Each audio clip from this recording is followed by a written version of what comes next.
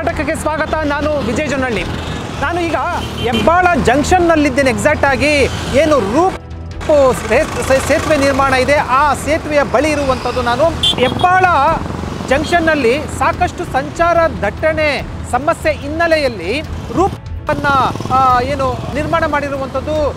ಇದು ಮೇಲ್ಸೇತುವೆಯ ನಿರ್ಮಾಣ ಕಳೆದ ಸುಮಾರು 1.5 ವರ್ಷಗಳಿಂದ ಈ ಸೇತುವೆ ಸಂಬಂಧಪಟ್ಟಂತೆ ನಿರ್ಮಾಣ ಆಗ್ತಾ ಇರುವಂಥದ್ದು. ಅದು KR ಪುರಂ ಕಡೆಯಿಂದ ಬರ್ತಿರುವಂಥ ಒಂದು ಮಾರ್ಗ, ಮತ್ತೊಂದು ಕಡೆ ಏನು ಕೆಂಪೇಗೌಡ ಇಂಟರ್ನ್ಯಾಷನಲ್ ಏರ್ಪೋರ್ಟ್ ಕಡೆಯಿಂದ ಬರುವಂಥ ಮಾರ್ಗ. ಎರಡೂ ಮಾರ್ಗದಲ್ಲಿ ಸಂಬಂಧಪಟ್ಟಂತೆ ಸಾಕಷ್ಟು ರಸ್ತೆ ಸಂಚಾರ ದಟ್ಟಣೆ ಆಗ್ತಾ ಇರುವಂಥ ಹಿನ್ನೆಲೆಯಲ್ಲಿ ಈ ರೂಪ್ ಲ್ಯಾಂಪನ್ನು ನಿರ್ಮಾಣ ಮಾಡಿ ಹೆಬ್ಬಾಳ ಬಸ್ ಸ್ಟ್ಯಾಂಡ್ವರೆಗೂ ಕೂಡ ಇದನ್ನು ವಿಸ್ತರಿಸಿರುವಂಥದ್ದು. ಬಹುತೇಕವಾಗಿ ಏನು ಕಾಮಗಾರಿ ಪೂರ್ಣಗೊಂಡಿರುವಂಥದ್ದು. ಸೋಮವಾರದಿಂದ ಇದರ ಅಧಿಕೃತವಾಗಿ ಉದ್ಘಾಟನೆ ಆಗಲಿದೆ. ಇತ್ತೀಚೆಗಷ್ಟೇ ಉಪಮುಖ್ಯಮಂತ್ರಿ DK ಶಿವಕುಮಾರ್ ಅವರು ಈ ರಸ್ತೆ ಕಾಮಗಾರಿಯನ್ನು ವೀಕ್ಷಿಸಿ ಪರಿಶೀಲನೆ ಮಾಡಿದ್ರು. ಈಗ ಸೋಮವಾರ ಅಧಿಕೃತವಾಗಿ ಇದು ಉದ್ಘಾಟನೆಗೊಳ್ಳಿದೆ.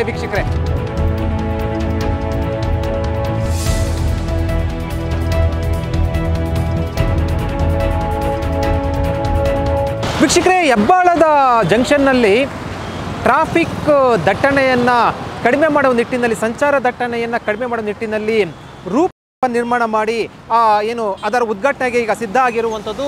ನಾವೀಗ ಎಕ್ಸಾಕ್ಟಾಗಿ ಏನು ರೂಪ್ ಲ್ಯಾಂಪು ಕೊನೆಗೊಳ್ಳಿದೆ ಆ ಒಂದು ಸೇತುವೆ ಬಳಿ ಇದ್ದೇನೆ. ಇದು KR ಪುರಂ ಕಡೆಯಿಂದ ಬರುವಂತಹ ಏನು ಈ ಸೇತುವೆ, ಮತ್ತು ಜೊತೆಗೆ ನಾನು ಪಕ್ಕದಲ್ಲಿ ತೋರಿಸ್ತೀನಿ. ಇದು ಕೆಂಪೇಗೌಡ ಇಂಟರ್ನ್ಯಾಷನಲ್ ಏರ್ಪೋರ್ಟ್ ಕಡೆಯಿಂದ ಬರುವಂತಹ ಒಂದು ಮಾರ್ಗ ಇದಾಗಿರುವಂಥದ್ದು. ಎರಡೂ ಕೂಡ ಒಟ್ಟಾಗಿ ಸೇರುತ್ತೆ. ಮತ್ತು ಇದು ಅಂದರೆ ನಾಗವಾರ ಮತ್ತು KR ಪುರಂ ಕಡೆಯಿಂದ, ಅಂದರೆ ಎರಡು ಕಡೆಯಿಂದ ಬರುವಂಥದ್ದು. ಮಾನ್ಯತಾ ಟೆಕ್ ಪಾರ್ಕ್ ಕಡೆಯಿಂದ ಬರುವಂಥದ್ದು. ಈ ರೂಪ್ ಲ್ಯಾಂಪು ಈಗ ಹೊಸದಾಗಿ ನಿರ್ಮಾಣ ಆಗಿರುವಂಥದ್ದು. ಇದು ಹೆಬ್ಬಾಳ ಬಸ್ ಸ್ಟ್ಯಾಂಡ್ವರೆಗೂ ಕೂಡ ಇದು ವಿಸ್ತರಣೆ ಆಗಿರುವಂಥದ್ದು. ಬಹುತೇಕವಾಗಿ ಪೂರ್ಣಗೊಂಡಿರುವಂಥದ್ದು. ಸೋಮವಾರ ಉದ್ಘಾಟನೆ ಆಗಲಿದೆ. ವೀಕ್ಷಕರು, ಇಲ್ಲಿ ಮತ್ತೊಂದು ಇದರಲ್ಲಿ ಒಂದು ಟ್ರಯಲ್ ರನ್ ಕೂಡ ಆಗಿರುವಂಥದ್ದು. ಆದರೆ ಒಂದಷ್ಟು ಸಮಸ್ಯೆ ಮತ್ತು ಒಂದಷ್ಟು ಪ್ರಶ್ನೆಗಳಿದ್ದಿರುವಂಥದ್ದು. 3 ಕಡೆ ಇದು ಜಾಯಿನ್ ಆಗುತ್ತೆ. ಅಂದರೆ ಒಂದು ಫ್ಲೈಓವರ್ ಕಡೆಯಿಂದ ಇಳಿದಾಗ, ಅಂದರೆ KR ಪುರಂ ಮತ್ತು ಮಾನ್ಯತಾ ಟೆಕ್ ಪಾರ್ಕಿಂದ ಈ ರೂಪ್ ಲ್ಯಾಂಪಲ್ಲಿ ರಸ್ತೆ, ಅಂದರೆ ಈ ರಸ್ತೆಯಲ್ಲಿ ವಾಹನಗಳು ಬಂದಂಥ ಸಂದರ್ಭದಲ್ಲಿ ಈ ಕಡೆ ಜಾಯಿನ್ ಆಗುತ್ತೆ. ಅದೇ ರೀತಿ ಮತ್ತೊಂದು ಮಾರ್ಗ ನಾನು ತೋರಿಸ್ತಾ ಹೋಗ್ತೀನಿ. ಅದು ಕೆಂಪೇಗೌಡ ಇಂಟರ್ನ್ಯಾಷನಲ್ ಏರ್ಪೋರ್ಟ್ ಕಡೆಯಿಂದ ಕೂಡ ಬರುತ್ತೆ, ಅದು ಕೂಡ ಅಲ್ಲೇ ಜಾಯಿನ್ ಆಗುತ್ತೆ. ಮತ್ತೊಂದು ಕಡೆ ಸರ್ವಿಸ್ ರಸ್ತೆಯಿಂದ ಕೂಡ ಹೋಗುತ್ತೆ, ಅದು ಕೂಡ ಅಲ್ಲಿ ಜಾಯಿನ್ ಆಗುತ್ತೆ.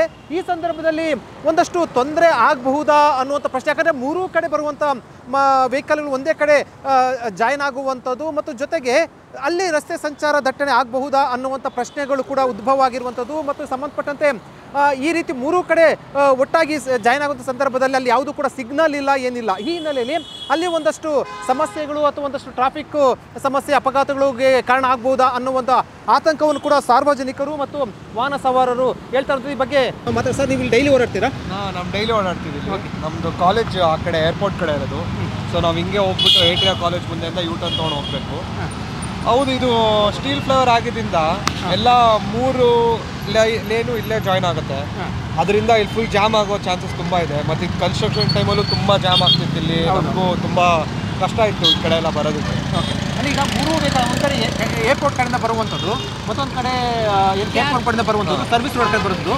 3 ಜಾಯ್ನ್ ಆಗೋ ಸಂದರ್ಭದಲ್ಲಿ ಸ್ವಲ್ಪ ಇಕ್ಕಟ್ಟು ಅನಿಸುತ್ತೆ, ಮತ್ತು ಆಕ್ಸಿಡೆಂಟ್ಗಳಾಗುವಂಥ ಆತಂಕ ಇದೆ ಅಲ್ವಾ? ಆಕ್ಸಿಡೆಂಟ್ ಆಗ್ಬೋದು, ಬಟ್ ತುಂಬ ಟ್ರಾಫಿಕ್ ಅಂತ ಆಗುತ್ತೆ, ಅದಂತೂ ಗ್ಯಾರಂಟಿ. ಯಾಕಂದರೆ KR ಪುರಮಿಂದ ತುಂಬ ಟ್ರಾಫಿಕ್ ಇದೆ. ಇಲ್ಲಿ ಕೆಳಗೆ ಇರೋದು ಹೆಬ್ಬಾಳು ಏರ್ಪೋರ್ಟ್ ಕಡೆಯಿಂದ ಬರೋದು ತುಂಬ ಇದೆ. ಸರ್ವಿಸ್ ರೋಡ್ ಈ ಸರ್ವಿಸ್ ರೋಡ್ದು ಇರುತ್ತೆ. ಸೊ ಇಲ್ಲಿ ಜಾಮ್ ಆಗೋ ಚಾನ್ಸಸ್ ತುಂಬ ಇದೆ. ಲಾಸ್ಟ್ ಟೈಮ್ ಸಿದ್ದರಾಮಯ್ಯ ಇದ್ದ ಟೈಮಲ್ಲಿ ಇದನ್ನ ಸ್ಟಾರ್ಟ್ ಮಾಡಿದ್ರು, ಆಮೇಲೆ ತಿರ್ಗಾ ನಿಲ್ಲಿಸಿದ್ರು. ತಿರ್ಗಾ ಈಗ ಪವರ್ಗೆ ಬಂದಿರೋದಕ್ಕೆ ಸ್ಟಾರ್ಟ್ ಮಾಡಿದ್ರೆ, ಬಟ್ ಚಾಲುಕ್ಯ ಸರ್ಕಲ್ ಹೋದ್ರು ಆಗಿದ್ರೆ ಒಂದು ಅನುಕೂಲ ಇರೋದು. ಹೌದು, ಹಂಗಿದ್ರೆ ನಮ್ಗೆ ಏನಾದರೂ ಇದಾಗ್ತಿತ್ತು. But this is total waste. ಓಡಾಡ್ತೀರಾ? ನಾ ಇಲ್ಲೇ ಓಡತ್ತೆ. ಇದು ಕನ್ಸ್ಟ್ರಕ್ಷನ್ ಟೈಮಲ್ಲೇ ನಾನು ನೋಡಿದೆ. ಇಲ್ಲಿ ಈ ಥರ ಗಾಡಿಗಳು ವೆಹಿಕಲ್ ಸ್ಪೀಡಾಗಿ ಬರುತ್ತೆ. ಇಲ್ಲಿ ಈ ಥರ ಏನು ಬ್ಯಾರಿಕೇಡ್ ಇಲ್ಲಾಂದ್ರೆ ಈ ಕಡೆ ಗಾಡಿ ಬರುತ್ತೆ, ಈ ಕಡೆನೂ ಸರ್ವಿಸ್ ರೋಡ್ ಅಲ್ಲ, ಈ ಕಡೆನೂ ಬರುತ್ತೆ. ಸೊ ಇದು ಡಬಲ್ ಸರ್ವಿಸ್ ರೋಡ್ ಇರುತ್ತೆ. ಇದು ಸರ್ವಿಸ್ ರೋಡ್ ಅಲ್ಲ, ಸೊ ಅಲ್ಲಿ ಅದಕ್ಕೆ ಸ್ವಲ್ಪ ಜಾಗ ಕಮ್ಮಿ ಇದೆ. ನಾನು ನೋಡ್ತಾ ಇದ್ದೆ ಏನೋ ಇದು ಪಾತ್ವೆ ಇದೆಯಲ್ಲ, ಇದು ಏನೋ ರೋಡ್ ಥರ ಏನೋ ಕನ್ವರ್ಟ್ ಮಾಡ್ತಾರೆ ಏನೋ ನಾನು ನೋಡಿದೆ. ಬಟ್ ಈಗ ಉದ್ಘಾಟನೆ ಸೋಮವಾರ ಆಗುತ್ತೆ. 3 ಕಡೆ, ಅಂದರೆ ಒಂದು ಕಡೆ ಏರ್ಪೋರ್ಟ್ ಕಡೆಯಿಂದ ವೆಹಿಕಲ್ಲು, ಮತ್ತೊಂದು ಕಡೆ ನಾಗವಾರ ಕಡೆಯಿಂದ ವೆಹಿಕಲ್ಲು, ಸರ್ವಿಸ್ಸು ಎರಡು ಕಡೆ ಬಂದರೆ ನಿಮ್ಗೆ ಏನು ಅನ್ಸುತ್ತೆ? ಮುಂದೆ ಜಾಮ್ ಆಗುತ್ತೆ ಅನ್ಸುತ್ತೆ? ಏನೋ ಜಾಮ್ ಆಗುತ್ತೆ, ಮತ್ತು ಜಾಮ್ ಸೆಕೆಂಡ್ರಿ, ಮತ್ತು ನನ್ನ ಸೇಫ್ಟಿ ಇಲ್ಲ ಅಂತ ನೋಡ್ತಾ ಇದ್ದೆ. ಇದು ಏನು ಕಾಮಗಾರಿ ಮಾಡಿದ್ದಾರೆ, ಇದು ಒಂದು ಸ್ವಲ್ಪ ಅವೈಜ್ಞಾನಿಕ ಅಂತ ನಾನು ಹೇಳ್ತೀನಿ. ಯಾವುದು ರೂಪ್ ಲ್ಯಾಂಪ್? ಹೌದು, 3 ಕಡೆ ವಾಹನ ಒಂದೇ ಕಡೆ ಸೇರುತ್ತೆ. ಮೊದಲನೇದಾಗಿ ಒಂದು, ಮತ್ತು ಕಾಮಗಾರಿ ಆಗದೆ ವಿಳಂಬ ಆಗಿದೆ. ಕಾಮಗಾರಿ ಆದಮೇಲೆ ಉದ್ಘಾಟನೆ ಮಾಡೋದಕ್ಕೂ ವಿಳಂಬ ಮಾಡ್ತಾರೆ. ಇದು ಯಾವ ಸೀಮೆ ರಾಜಕೀಯ ನಾಯಕರು ನೀವು? ಕಾಮಗಾರಿ ರೆಡಿಯಾಗಿ 10 ದಿವಸ ಆಗೈತೆ, ಬರೀ ಟ್ರಯಲ್ ಅಂತಲೇ ಕಾಲ ಕಳೀತಾವ್ರೆ. ಮೂರು ಕಡೆ ವೆಹಿಕಲ್ ಒಂದೇ ಕಡೆ ಬರುವಂಥದ್ದು, ಜಾಮ್ ಆಗುವಂಥದ್ದು, ಆಕ್ಸಿಡೆಂಟ್ ಆಗುವಂಥದ್ದು ಏನಾದರೂ ಕಂಡು ನೋಡಿದ್ರ? ನಾವು ಅದನ್ನ ಅಬ್ಸರ್ವ್ ಮಾಡಿಲ್ಲ. ಆದ್ರೆ ಆಕ್ಸಿಡೆಂಟ್ ಆಗಿದ್ರೆ ತಡಿಬೋದು, ಇಲ್ಲೊಂದು ಹಂಸ ಹಾಕಿದ್ರೆ ಆಗುತ್ತೆ. ಹಾಕಿಲ್ಲ ಅಲ್ಲ, ಹೈವೇಲಲ್ಲ, ಅಲ್ಲೇ ಮೇಲ್ಗಡೆ ಒಂದು ಹಂಸ ಹಾಕಿರ್ಬೋದು. ಇಲ್ಲಿ ಒಂದು ಕಡೆ ಬರೋ ವೆಹಿಕಲ್ಲು ಸ್ವಲ್ಪ ಸ್ಲೋ ಆಯಿತು ಅಂದರೆ ಆಟೋಮೆಟಿಕಲಿ ಸ್ಲೋ ಆಗುತ್ತೆ. ಅದು ಬಿಟ್ಟರೆ ಬೇರೆ ಏನೂ ಇಲ್ಲ.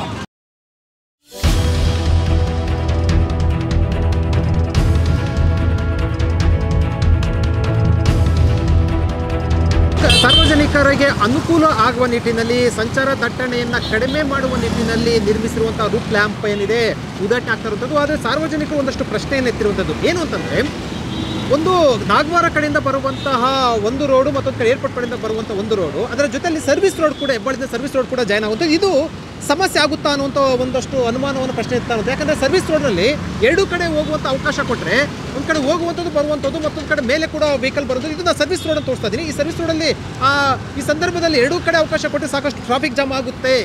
ಮತ್ತು ಮೇಲೆ ಕಡೆಯಿಂದ ಕೂಡ ರಭಸವಾಗಿ ವೆಹಿಕಲ್ ಬರ್ತಾ ಇರುತ್ತೆ, ಮತ್ತು ಏರ್ಪೋರ್ಟ್ ಕಡೆಯಿಂದ ಕೂಡ ವೆಹಿಕಲ್ ಬರ್ತಾ ಇರುತ್ತೆ.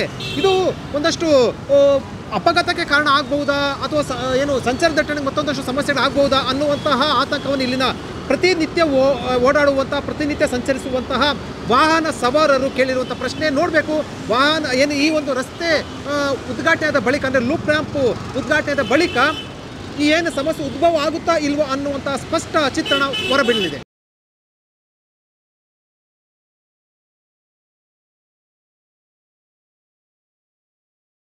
ಹೆಚ್ಚಿನ ಸುದ್ದಿ ಅಪ್ಡೇಟ್ಗೆ ಈಗಲೇ the federal Karnataka YouTube page ಅನ್ನು ಸಬ್ಸ್ಕ್ರೈಬ್ ಮಾಡಿ.